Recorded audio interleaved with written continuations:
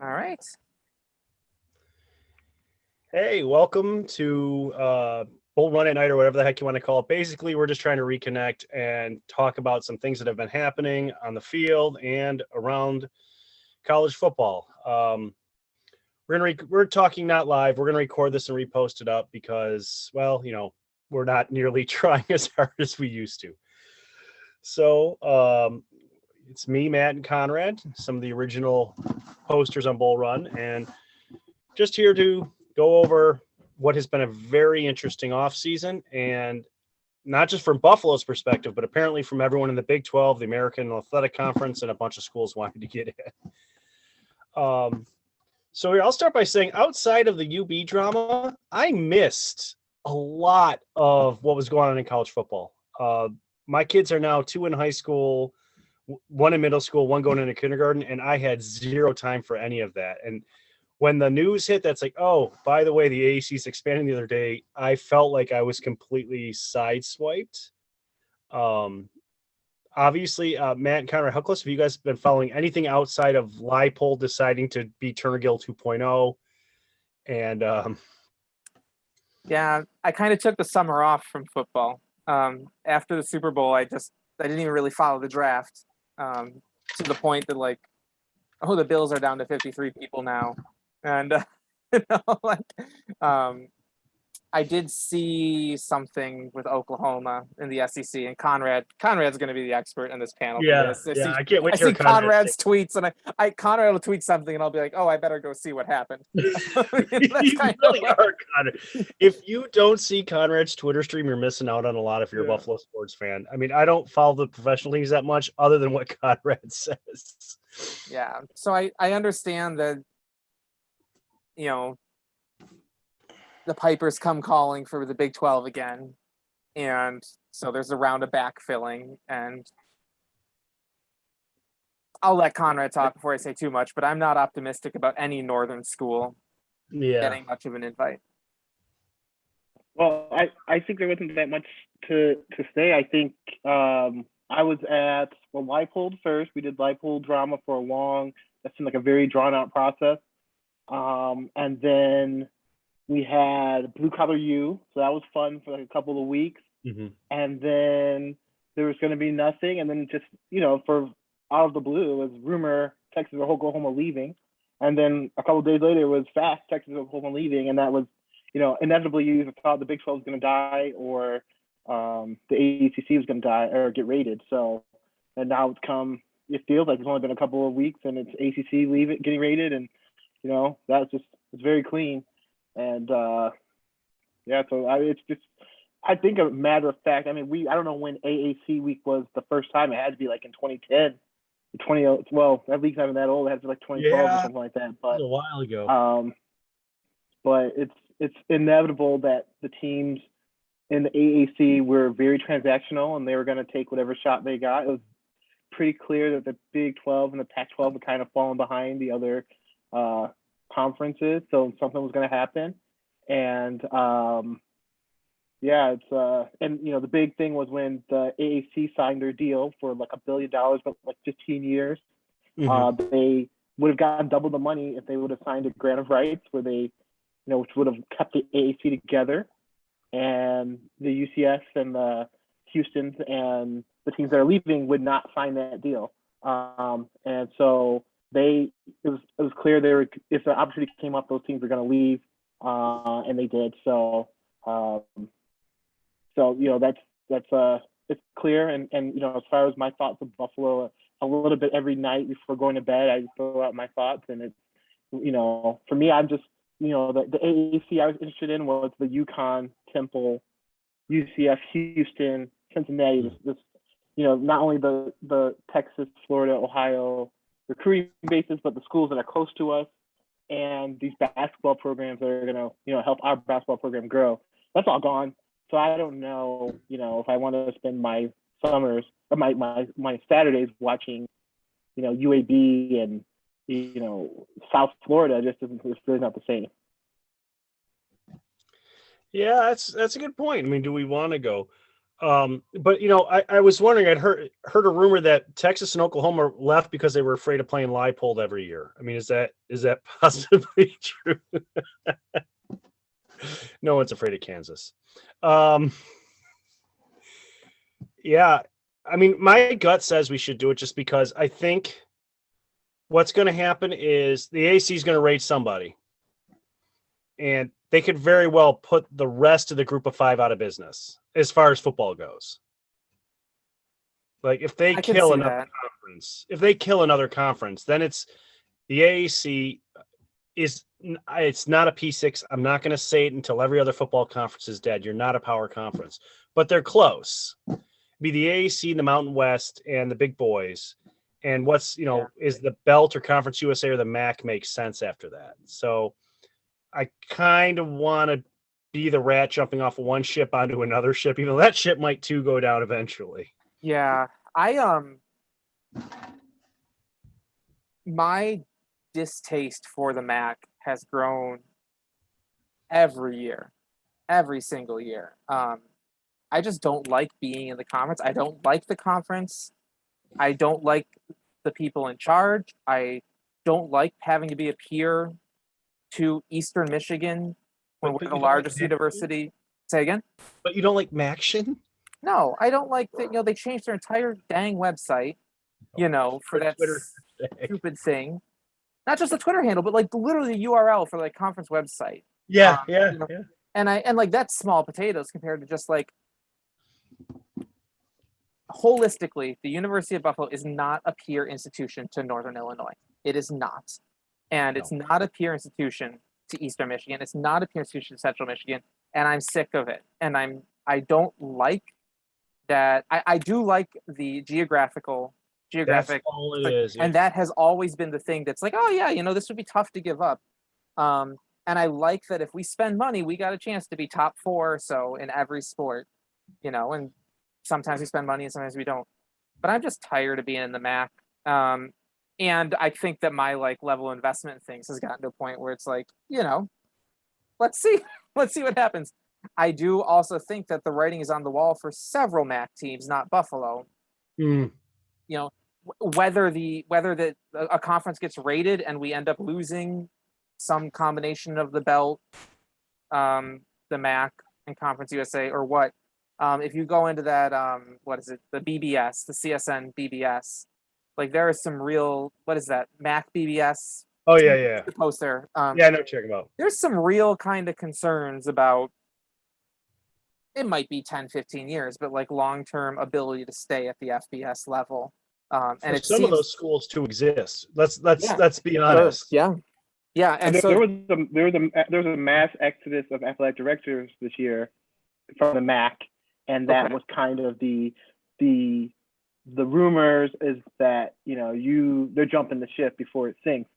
Akron lost their AD, Kent lost their AD, I think Toledo may have lost their AD, but so it's one of those things where it's not. Where did they lose their AD to, Connor? If I can ask. They left the industry. Okay, so it's not where we have a guy hired away every 3 years. Okay. Right. Yeah. Okay. The other thing that and this might be sending us down a direction we don't want to go. Let's go there. Let's go anywhere. I am curious. I don't know if I want to commit to it. I am curious what would happen if we got elbowed out of football, dropped to FCS in football, and became a basketball throw it. I'm not saying I want to do it. I'm saying I'm curious as to what 10 years down the road could look like if we tried to become a Xavier, And I know it's a big thing to say. Here's the thing. I'm just curious. Who controls the mutes? Who can mute other people on this? I'll mute.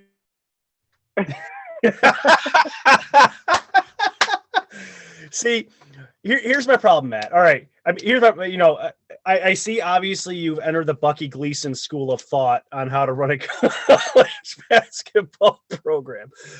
But there's only one way that even potentially happens for Buffalo. And that would be if football dropped in the A-10 and invited us. And that's not going to happen because Bonaventure wants no part of UB in the A-10. They're already borderline peers with us, despite the fact they're in a much better basketball conference. Yeah, there's no way they let that happen. They'll Makes say, sense. "Oh, you're not good enough. You're not," but they're scared. Yeah. No, that makes sense. Yeah. I think so I'm with Matt on all those points. I hate the conference. We share likes on almost everything the conference tweets. Either one of us says something sarcastic about it. I hate the association with Barstool that they run. I hate. Oh, I forgot about that. Yeah, that's I travesty. I think they've never really tried to stop being Ohio centric and really never really accepted us in when, the way we succeed is not sort of celebrated the way other teams succeed. Even just like never even getting a chance to put a conference championship in Buffalo and having the teams come to us and see it, let us get that experience but I do think that, and I hate I really don't like the regional either. Because I always talk about how our cone of influence heads east towards the coast. Yeah.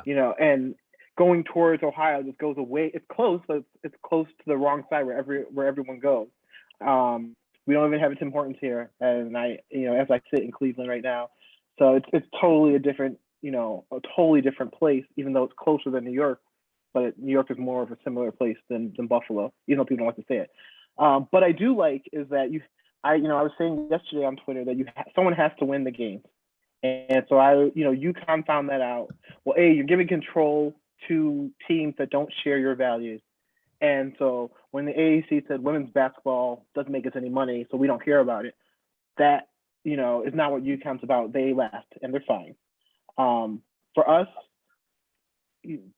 I think beating these Ohio schools and being a 10-11 win football team every year, being an NCAA basketball team every year, and being able to have athletes like Patterson and Mack make noise in the NFL, that will do more for us than, like I said, playing UAB, and we're playing a tougher schedule in football and we end up like a 7-5 team.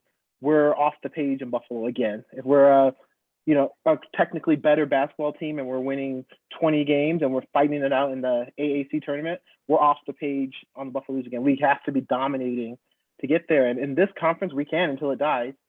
And then, but I think we make a move. We should make a power move as a team that we're the number one on the list. I just don't like the idea of being like, well, if Marshall doesn't call, then, give Buffalo a call. Then, if that's the case, then don't call us. Yeah, no, I agree with that. I think, and I don't, you, Connor, you've lived in this world. Others live close to this world than me. I don't pretend to understand how college athletic departments think anymore. I'm inevitably wrong when I do.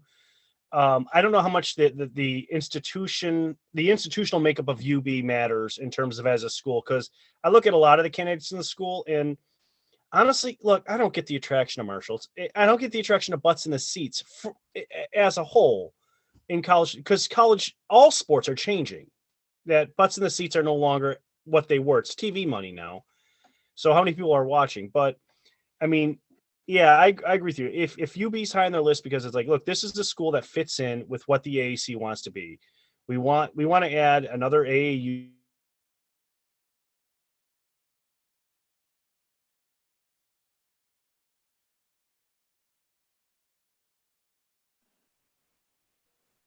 We lost I lost Tim. volume. Yep. Tim? You got your video, no audio, Tim. Well, he's off. It's funny. I was reading a Marshall fan talk about how they were better candidates than Buffalo, and then they used their TV ratings for bowl games, and their number one rated bowl game was the one that Was we played against last us. year against us. So it was like chicken or egg. Who brought those numbers? They're gonna say they did, I guess. Yeah, I'm glad to have that AAU point come back up. That used to be like one of our things, right? Like when we really wanted to talk about this was we're a natural fit for the Big Ten if we can just up the spending for a bit because of that AAU thing. And the ACC adding Louisville, clearly shows that that type of thing maybe matters less than it used to, but it sure would be nice if it mattered again. Oh, sorry. Did we get Tim back? Yeah, my internet connection got wonky. Oh, okay, good. Because what the thing, I think that's still an important thing. Kansas is like holding on for dear life that they can get to the Big Ten because they're AAU. Iowa State is, but the thing was, I thought that a Big Ten might go Texas because they're AAU. That was the the biggest dog behind Notre Dame was Texas.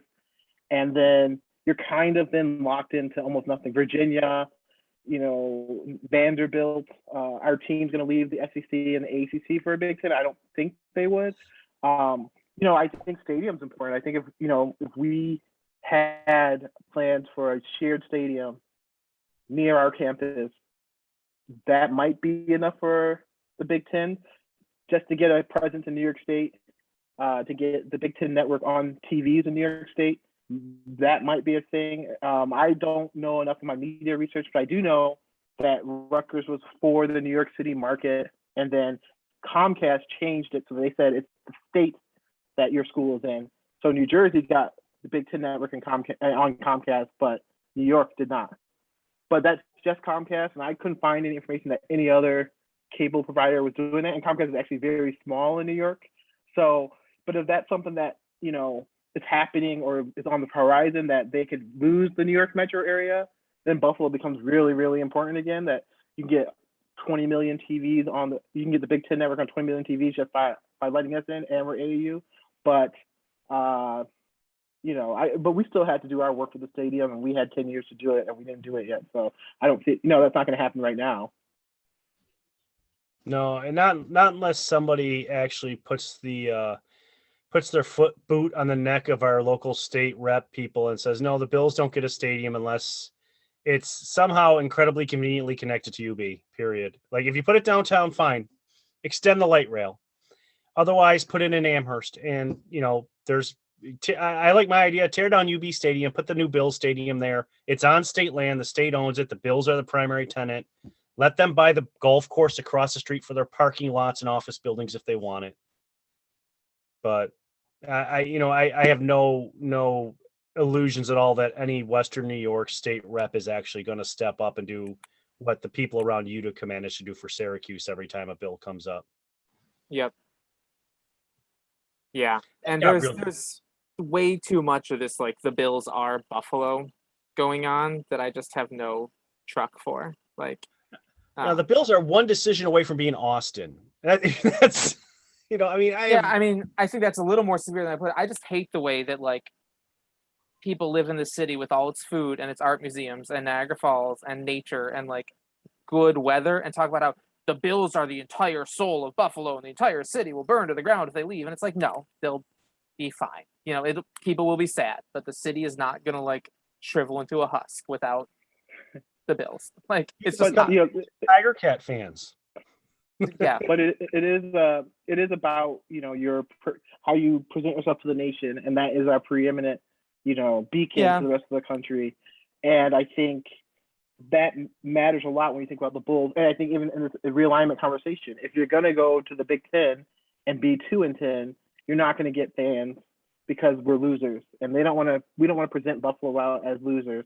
They don't want to present Buffalo as New York either, no matter what it matters. It's they want this image. So I think you focus on which is refreshing. Focus on the wins, and you'll get the fans. I think the only thing that's in the way is that you have a stadium that is so hard to enjoy when you're there. That kind of you could be beating Baylor for your season opener, but a lot of the reviews are about the stadium and the track, and our fans are kind of too sophisticated for that because they're around all these professional sports.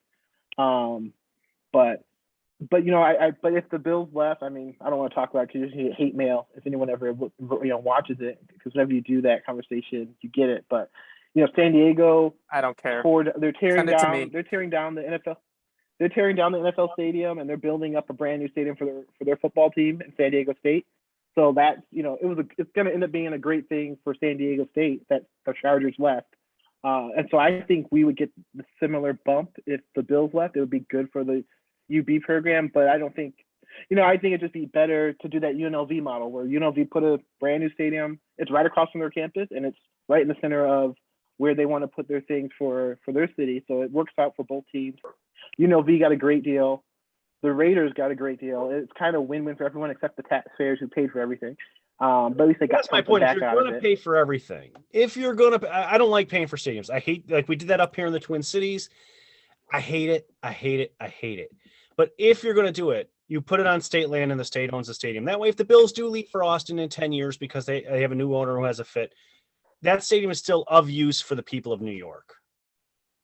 Mhm. So, anyways, let's I talk. think that's. Getting Oh, I bad. was gonna say, I think that's a no-brainer, but it is funny how upsetting that concept is to a lot of people in Buffalo who either they're really all in on whatever the Pagulas say they want to do, even Orchard Park, which I don't think anybody likes, and then or they're really set on downtown and they don't think any other option would work. But yeah, Orchard Park makes no sense. I grew. That's my old stomping grounds. I grew up there. I vended. I without a permit sold stuff in the parking lots to make money when I was in high school at that stadium. That is a hellhole to get in and out of. The infrastructure is not there. Anyways, let's talk fun stuff. We got about 15 minutes left. Let's talk Lindquist. And rather than talk specific games, we'll leave that out because, I mean, Wagner, someone said, was the Akron of the FCS, and they sure looked like it. I don't think we learned too much from that first game other than everyone knows where they're supposed to be in the field, which is a good thing. So, Conrad, how's this hire working for you? I loved it. I mean, I liked it when it was done. A complete 180 from Lance. I think in the personality area, seeing that rally, you can't imagine Lance hyping up a crowd like that. Maybe not even even going. I can't really see him being up there on stage. So it's awesome. I think it's the enthusiasm, the sales part of the job. It's coming like a younger and younger person's game, and some of the old school style is becoming less and less acceptable in the game. So that younger enthusiasm, that relating to players instead of intimidating them, is really important. I don't want to say it, but I'm going to say it. We had the chance to also have Hodgson, who was another young coach, and have really energetic young energy there. And then the difference between that kind of energy and I think the energy you have from a Leipold is palpable. And I think we're going to be looking for another coach in a year or two because he's just he just seems like he has star quality all over him. And the only reason why we can get a guy like that is because he's in his 30s. And once he turns 40, we'll never see him on this level again. And that's okay. I'm good with that. I'll go, and then Matt, you can follow. I was actually blown away. He was not on any radar. He was on anything. I mean, I'd seen the name buzz about. Someone had told me, "Oh yeah, he's in Buffalo," but I was very surprised, and it was bold. And the guy was extremely good. Lindquist put together a quality staff in just an amazing amount of time, considering when he had to start. I think he had his whole staff together within a few days of Leipold. And I'm not counting Iannello, who of course was the last one out the door in Buffalo. And Conrad, you're right. You hit the point. The energy that guy had, his introductory press conference. I'm not even the hyping the crowds up, but just the introductory press conference was just amazing. And if what I saw last week was everyone knew where they needed to be. Everyone knew the routines. Everyone seemed to know the offense, defense inside out. Now, granted, they never really got punched in the face, but to do that in a couple months is impressive. And I hope not 2 years. I think 2 years for any MAC coach to go to the next level is pretty short. I think you need 3, unless he pulls out like a miracle and we end up 8, 9, 10 wins in a bowl win this year, and then another great year next year. Then I could see him going. But I think we're going to learn a lot about this team this week when we play a school that, yeah, they're not a top-tier Big Ten program, but they do have the meat. So, Matt, what about you?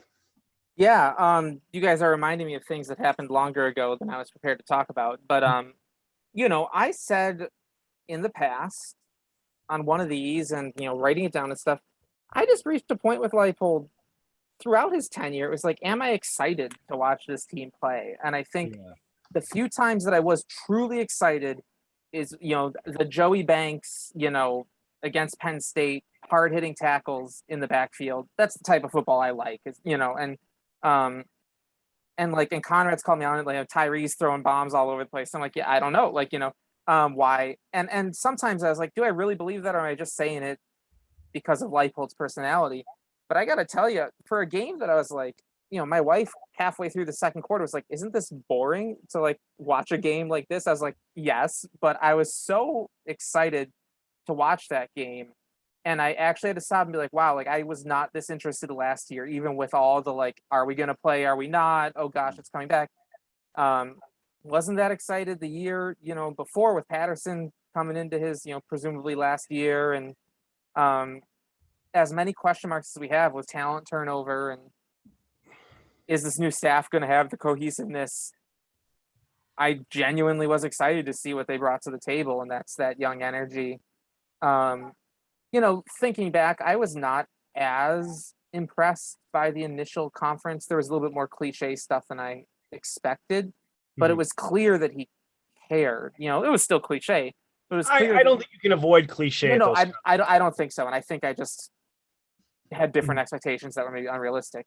But even so, it was clear that he like knew what Buffalo should be saying, right? Because Like he's been here, and that's one yeah, of the things I it love. wasn't just we're gonna play fundamentals and we're gonna win in the trenches, but he like I don't remember what they were now, but it worked in this elements of the NYBI conversation, right? And elements of what went wrong with Quinn's attempt to run that ridiculous quasi no huddle offense and why that Cincinnati doesn't work. spread. Yeah. Um, it, and so it was clear that he had done his homework even in that time, and he'd been here.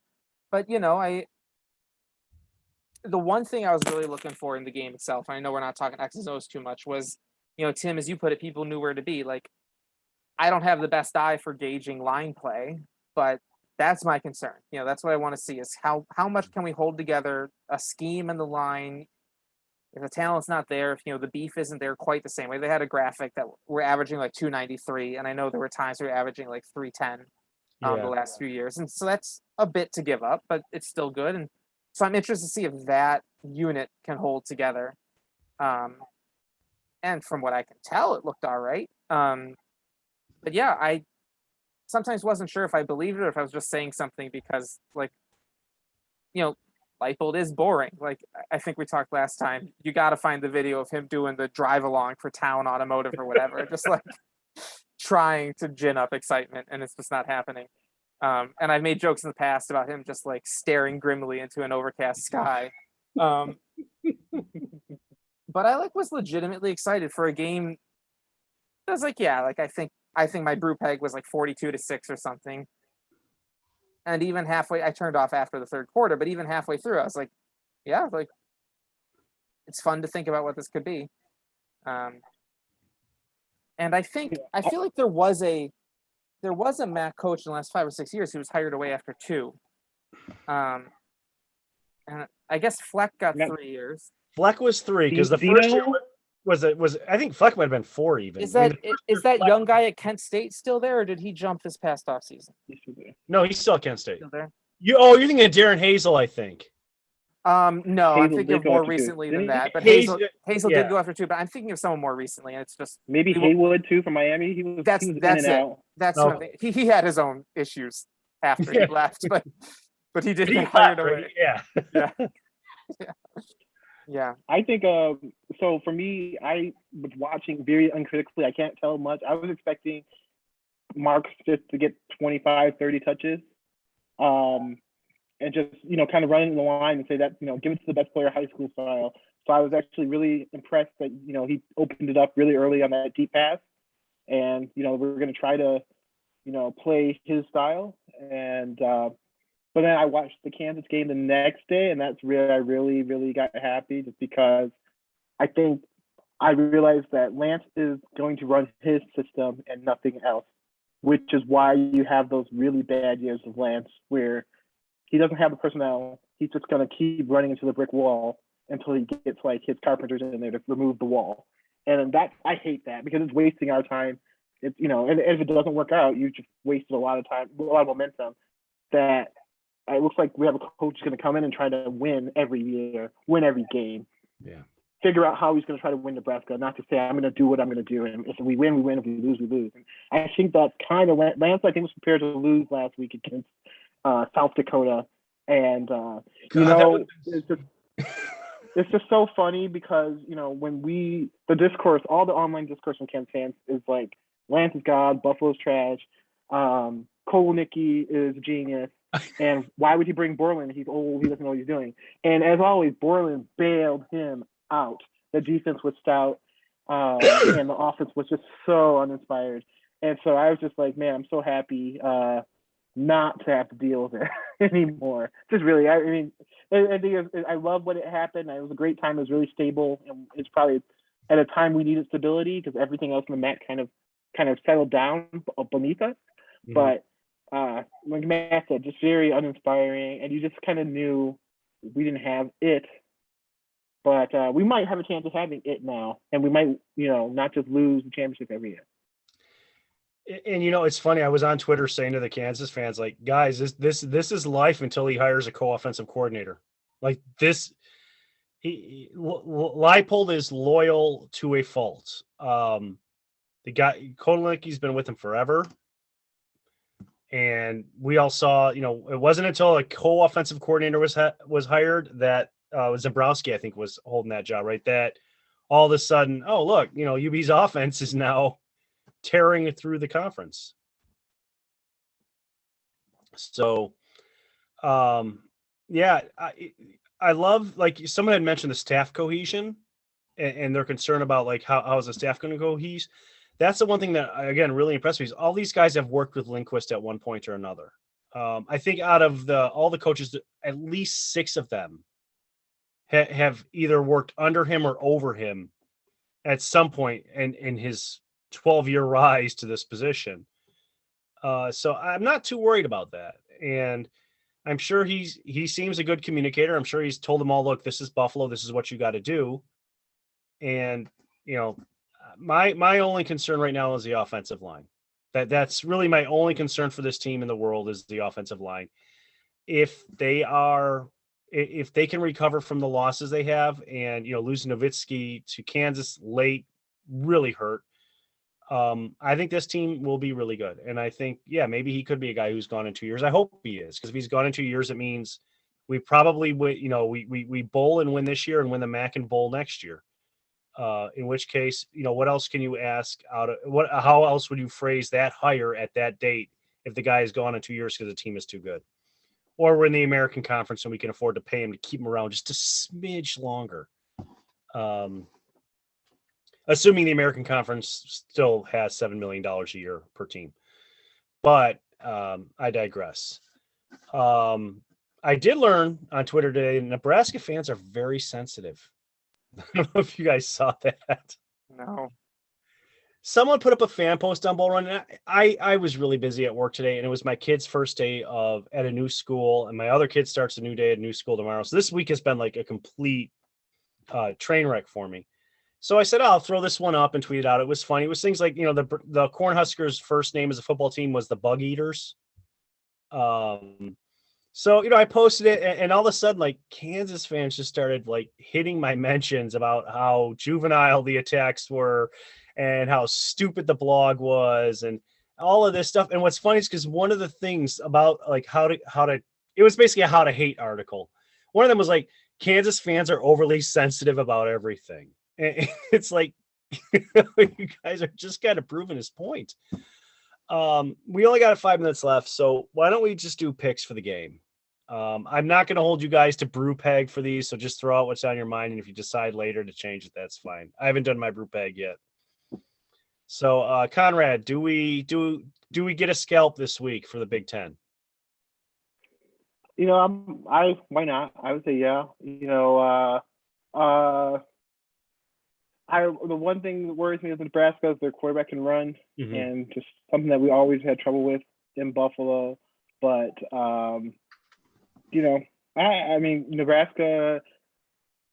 I gotta think that it's one of those things where if we can get a score in, like NIU did to Georgia Tech, got a couple scores in, get the panic set in, and by the time they can recover their composure, we've got a little bit of a cushion.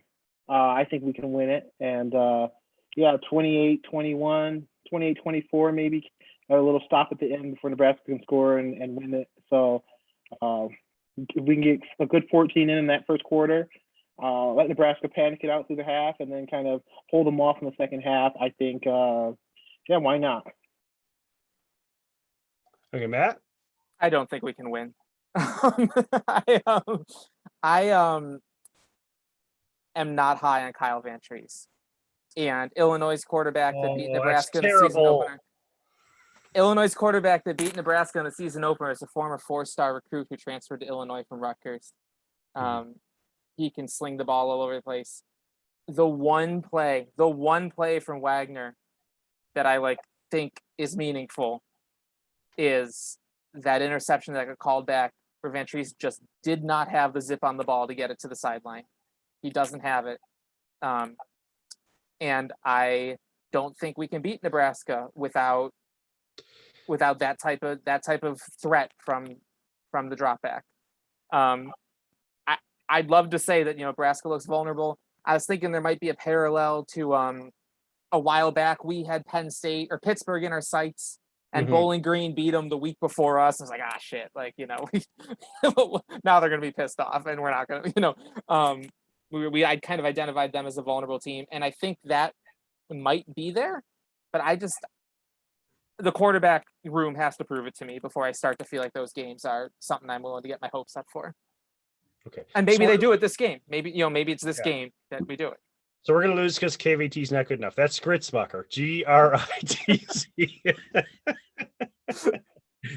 No, I get it. I don't pretend to be an expert anymore. I mean, I see what you're saying. I mean, he's a very intelligent quarterback. He's got an adequate arm. He's been amazing in the role. He's been better than I could have ever imagined he would be back when he was the third quarterback behind Tyree and Anderson. Was it? I think it was Tyree and Anderson, and then KVT, and they all got hurt, and he got in there, and he looked like a deer in the headlights, but he was younger. I don't know because I haven't watched the Illinois game yet against Nebraska. I was trying to see how the running game did because if we're not going to win this throwing the ball for us still appears to be a way to enable the running game to keep them from cheating on it. So, but I actually am doing a back and forth with one of the runners of the SB Nation blog for Nebraska. And what I said was almost identical to what Conrad said. Buffalo gets a quick score, gets a quick stop, and all of a sudden Nebraska starts asking themselves what the heck's happening. And if Buffalo can play solid football after that, I think they can slug it out. I think I called it 24-17. Maybe, it'll be, if it's close, I hate to say it like this because I don't mean it, and a losing's okay. If it's close, it's a very good sign for the rest of the season. Because I new coach, 3 months to go. If you get 7-8 wins and get to a bowl game, that's a huge success for the program as a whole. And that's all I got. We got 2 minutes left. I have nothing else to add, gentlemen. I want to say that's a transfer from Rutgers that we beat in 2018. So I don't think he started the game, but he played and we beat him. Yeah, I remember that. I knew it. I knew you were going to hit me with that. I'm not going to remember the name right now because I'm not been in touch, but go find this post about the UB volleyball senior. Yes. Hold on. Give me. Go find that. You got 60 seconds, Tim. Okay. I need 20. You keep going. It's like a Mitchell Watt thing on just some other level. I guess she's had at least one amputation. So that's the name Simkova. Okay. Yeah. And go ahead, Matt. Keep going. She got some sort of bacterial infection. Like a lot of UB athletes in the Olympic sport, she's an overseas recruit. She played for another school before transferring to UB. And it kind of hit me by surprise when I saw it on Twitter, but there's a GoFundMe for her. I think it's on Bull Run already, but go find it. She's Monica Simkova. It's on the front page of UB Bull Run. So just go hit it up. There's a GoFundMe link. Anything you can do would be wonderful. Guys, thanks a lot. We'll talk next week if we all feel like it.